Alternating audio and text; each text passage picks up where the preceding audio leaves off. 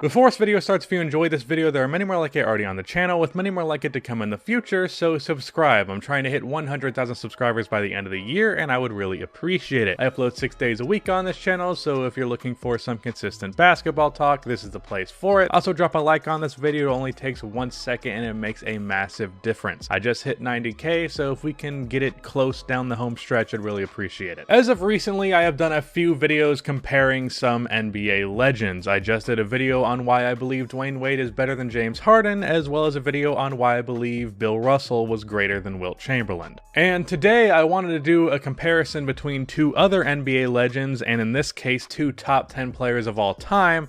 However, this time, I don't really have a strong opinion. In my top 50 all-time list, I had Wade 15th, Harden at 27th, I had Bill Russell at 6th, and Wilt Chamberlain at 11th. That's a considerable difference for both of those comparisons, but in the case of Kobe and Duncan, who this video is about if you didn't pick up on that, I have Kobe 7th all-time and Duncan 8th, and honestly, depending on when you ask me, my answer could vary quite a bit. These two are such pillars of excellence for their time. They spent much of their prime competing with each other for the title of the best player in the league, and it's because of that that these two should be fun to compare. And though Kobe is my favorite player of all time, Duncan isn't all that far from that title for me, and he's one of the players in the history of the league that I respect the most. So who's greater between Kobe and Duncan? Let's attempt to find out.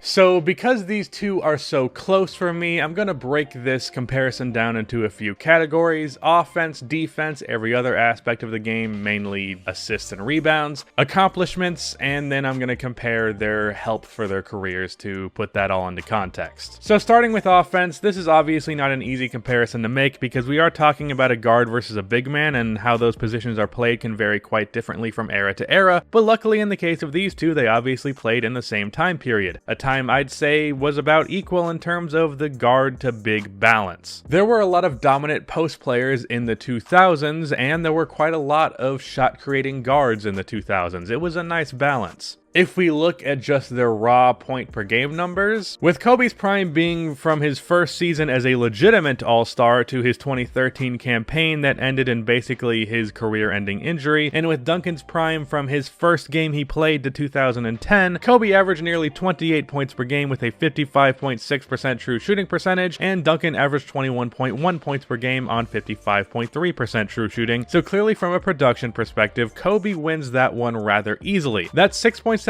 more points per game on basically the same efficiency. Now, what I will say in the context of that efficiency when using true shooting percentage, it can be a little bit fickle when looking at past eras, and especially when comparing guards to bigs. Because a guard who shoots threes and gets to the line quite a lot is going to have an advantage in the efficiency category, especially in true shooting. In general, I'd say yes, Kobe was a better scorer than Duncan, but it wasn't by as wide of a margin as the raw statistics would tell you. Then on the defensive end, this is one that's pretty hard to compare, again because of the positions. So I'm going to look at it like this. I'm going to compare these two's defensive ability relative to their positions, because a rim protecting big man is certainly more impactful defensively than a perimeter defending guard, especially in their era. Obviously, Duncan was a more impactful defensive player than Kobe was, but that's just kinda how it is based on their positions. Like, Rudy Gobert is a more impactful defensive player than Michael Jordan was, but MJ was a better defender relative to his position. That defensive impact is why Defensive Player of the Year almost exclusively goes to big men. But when you're comparing these two, you have to do it relative to position because of that difference in impact just being integral to their positions. But even with that, I gotta give this edge to Tim Duncan. Timmy is in the conversation for the greatest defender of all time. The fact that this man never won a Defensive Player of the Year award is a fucking travesty. Like, Duncan was a crazy good defensive player, amazing rim protector, lockdown, one-on-one, and post defender. Not bad on a switch, which was hard to find in his time. Just a phenomenal defensive player. Now, as for Kobe, he was a very good defender in his own right, but just relative to his position, he was really just very good, not extraordinary. Now, I'd still call him an all-time great defensive player just because of his longevity. He has 12 all-defensive team selections, which is the most of any guard ever. But from just a pure looking at Kobe at his absolute peak as a defender, I don't consider him in the conversation for a top 3 defensive guard. Duncan, to me, is the greatest defensive power forward ever, so he's obviously in that top 3 conversation in his position, and Kobe is not. So Duncan wins the defense, Kobe wins the offense, and then if we're looking at the other aspects of the game, mainly in rebounding and passing, I'd actually give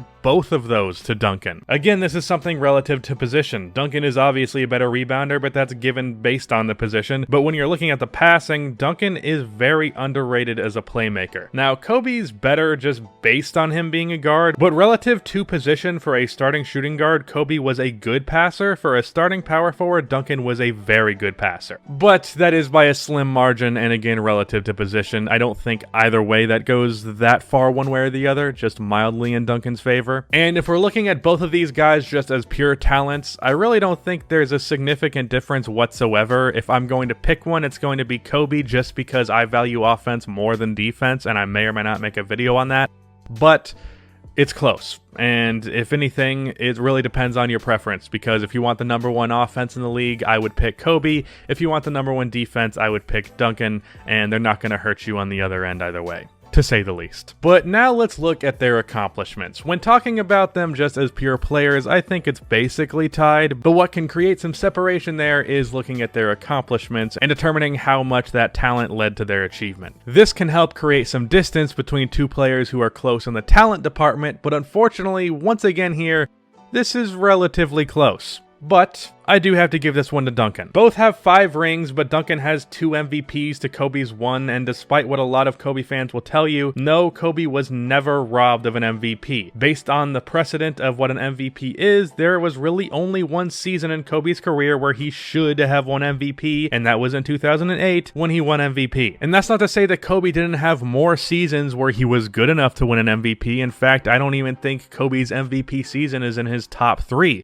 But the circumstances were not there. At the start of his career, he had Shaq, and he was never going to win an MVP with that being the case. After that, for a few years, the Lakers were just not good enough for him to win that award. Yeah, Kobe averaged 35 points a game, but he wasn't winning enough to win an MVP, and that wasn't his fault. It just is what it is. Then he gets a real contender around him, wins MVP in 2008. He had a chance in 2009 and 2010, but LeBron just simply outplayed him those years and led his team to better records. Both of those MVP seasons were no contest. They 100% belonged to LeBron James. And then after that, the Lakers were a little bit mediocre, and then even further down the line in 2013, they got pretty damn bad with Kobe pulling off a carry job, but a carry job to just 40-something wins does not equal an MVP 95% of the time unless you get a bunch of triple-doubles. Nor should it have in 2013, even if it could have, because LeBron James had one of the greatest seasons of all time that year. So Duncan has 2 MVPs to Kobe's 1, and if anyone here was robbed of an award,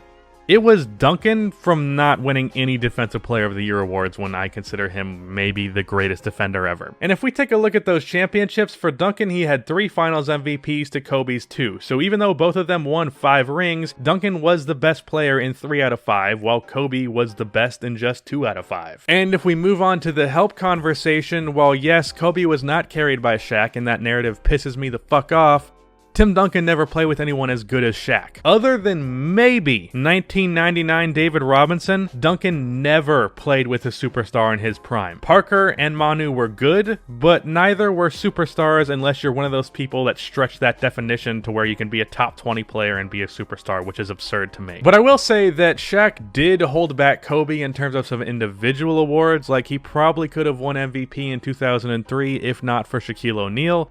But it is what it is. I think in the early 2000s, Kobe was about as good as Duncan, but Kobe was in the role of the second guy, while Duncan was leading a franchise. So that is a factor to consider, but that's also a hypothetical, and we don't know how that would affect Kobe's ring collection. So if I'm looking at this list of accomplishments with the context of the help that they had, I think Duncan wins this one. And as for coaches, I mean, these two had the two greatest coaches of all time. There were parts of career where Phil wasn't there, but it really wasn't all that significant for Kobe, so I don't think that makes a big difference. So as talents, I'm taking Kobe with a slight edge, and then when looking at accomplishments, I'm taking Duncan with a not quite as slight edge. So after writing all of this out, I actually think that I'm gonna go with Duncan over Kobe, which I can't say that I expected. Now again, this is by a slim margin, but it is still a margin. As for why I initially had Kobe ranked higher, well, 1, I love Kobe, and 2, I never really looked at both of these two directly side by side in this critical lens, and doing so brought me to this conclusion. So in the debate of Duncan versus Kobe, I'm going Duncan by a slim margin, so that's an update to my top 50 all-time list.